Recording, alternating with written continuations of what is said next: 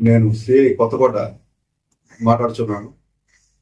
నిన్న ఉదయం 10 గంటల ప్రాంతంలో ఎస్ఐ కొత్తకోట గారు ఒక కేసు దర్యాప్తు నిమిత్తం కొంకుపూడి శివ అనే ఒక వ్యక్తిని పాత నేరస్తుని పోలీస్ స్టేషన్కి దర్యాప్తు నిమిత్తం 41 నోటీస్ కానీ తీసుకొని దర్యాప్తు సహకరించని పిలవడం జరిగింది.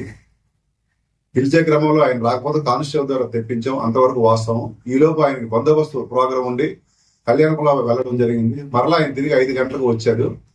ఈ క్రమంలోనే సదరు శివ 2 గంటల ప్రాంతంలో ఇంటికి వెళ్ళి భోజనం చేసి మరలా 5కి వస్తామన్నాడు. ఎస్ఐ గారు 5 గంటలకు వచ్చిన తర్వాత ఎందుకు రాలేదని చెప్తే పోలీసు స్విచ్ ఆపి లోకల్ మీడియా మిత్రులందరికీ ఎస్ఐ గారు నన్ను కొట్టారు, మీరు హల్చల్ చేయండి అని కూడా చెప్పడం జరిగింది. ఆ వాస్తవాన్ని లోకల్ మిత్రులందరూ తెలుసుకొని ఎవరో ఏ విషయాన్ని రాయలేదు. మరలా ఈ నర్సీపట్నం ఏరియా హాస్పిటల్ అడ్మిట్ అయ్యి అక్కడ కూడా తనకి విపరీతమైనటువంటి నొప్పులు అన్ని అవయవాల నుంచి వచ్చేస్తాయని చెప్పి చాలా చక్కటి జామను రక్త కట్టించారు. అక్కడ కూడా మీడియా మిత్రులు వాస్తవాలన్నీ తెలుసుకొని కేసు దర్యాప్తులు పిలిచినట్టు ఆయనకి ఎవరు ఏ రకంగా కొట్టలేదు తిట్టలేదని తెలుసుకుని పిదప ఎవరు ఏ రకమైన ప్రచారం చేయలేదు. అయినప్పటికీ చిన్న చిన్న సోషల్ మీడియా ఛానల్స్ వాళ్ళ తాలూకు వ్యూస్ కోసం రేటింగ్ కోసం అత్యుత్సాహం ప్రదర్శించి అవాస్తవాలను ప్రచారం చేశారు. అవాస్తవాలు ప్రచారం చేసే ముందు ఎవరైనా సరే ఒక వ్యవస్థ మీద లేదా ఒక వ్యక్తి మీద ఆరోపణలు వచ్చేటప్పుడు ఖచ్చితంగా దానిపైన కింద అధికారి లేదా పై అధికారిని అడిగితే దానికి సంబంధించిన సమాచారం ఇస్తాం మేము. ఆయన మీద జనవరి 16వ తేదీన ఒక కంప్లైంట్ పాన్ షాప్ రాత్రి 1 గంట ప్రాంతంలో వెళ్ళి పాన్ షాప్ వాళ్ళ ఇంటి తలుపులు విరగొట్టి cool drink bottle water bottle ఇమ్మని కొంకుపూడి శివ అనే ఒక పాత నేరస్తుడు అతనితో పాటు కొంతమంది వ్యక్తులు వెళ్లి హల్చల్ చేశారు. ఆ విషయం మీద పంచాయతీలో కూడా పెద్దల ముందు పెట్టి వాళ్ళకి క్షమాపణ చెప్తే చెప్పి అడిగితే ఆయన కూడా చేయకపోతే ఆ రిపోర్ట్ మా దగ్గరకు వచ్చినప్పుడు అక్రమంగా ప్రవేశించి ఇంట్లో ఉన్న మహిళల మీద దాడి చేసి హంగామా సృష్టించిన వాళ్ళ మీద కేసు నమోదు చేసి దర్యాప్తులు భాగంగా పిలిచేటప్పుడు కొట్టారని చెప్పి దీని మీద అవాస్తవాలు ప్రచారం చేయడం జరిగింది.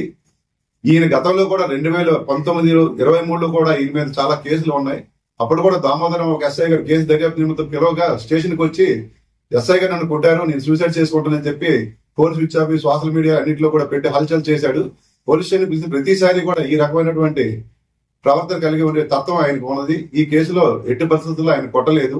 ఆయన మీద 2019లో ఒక హత్యాయత్నం కేసు SC/ST కేసు నమోదయ్యి 2018లో ఒక హత్యాయత్నం కేసు నమోదయ్యి ఉన్నాయి. అదేవిధంగా అక్రమ సావర రవాణా చేసే అలవాటు కూడా ఉంది. దాని మీద కూడా ఈయన మీద కేసులు నమోదయ్యి ఉన్నాయి. అతను పాత నేరస్తుడు. ఆయన ఏంటంటే ఎక్కడ ఏ ఫెస్టివల్ అయినా ఏ ఇష్యూ వచ్చినా ఆయన మిత్రులు వేసుకొని హల్చల్ చేసి హంగామా చేయడం అనేది అలవాటు.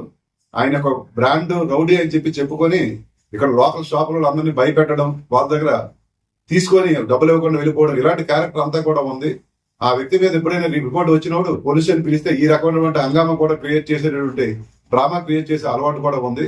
కనుక మీడియా మిత్రులకు ఒకటే నేను కోరుకుంటూ ఉన్నాను, పోలీసు సంబంధించినటువంటి ఒక మంచి విషయం లేదా చెడ్డ విషయం మీకు తెలిసినప్పుడు లేదా ఇతర వ్యక్తులు మీకు సమాచారం ఇచ్చినప్పుడు సంబంధిత ఆఫీసుల దగ్గర నుంచి మా తాలూకా వెర్షన్ కూడా మీరు తీసుకొని వాస్తవాన్ని ప్రచారం చేయాలని, వ్యూస్ కోసం రేటింగ్స్ కోసం సోషల్ మీడియా దీంట్లో మీరు హైలైట్ అవడం కోసం అవాస్తవాన్ని ప్రచారం చేసి ప్రజా వ్యవస్థల మీద చెడు భావం ప్రజల్లో కలిగేటట్టు ఉండరాదని మీడియా మిత్రులు అయినటువంటి అందరికీ కూడా నర్సీపట్నం మరి చోడవరం మీడియా మిత్రులందరికీ కూడా నేను ఈ వీడియో ద్వారా ప్రచారం తెలియజేస్తున్నాను.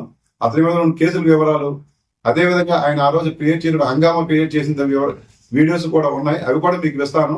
వాస్తవాలను మీరే పరిశీలించి అవాస్తవాలను ప్రచారం చేయకూడదనే దాని మీద మీడియా గైడ్ లైన్స్ ప్రకారం ప్రభుత్వం మీడియా గైడ్ లైన్స్ ప్రకారం కూడా మీరు అందరూ ఫాలో అవుతారని మీ అందరికీ కూడా మనపూర్వకంగా నేను రిక్వెస్ట్ చేస్తున్నాను.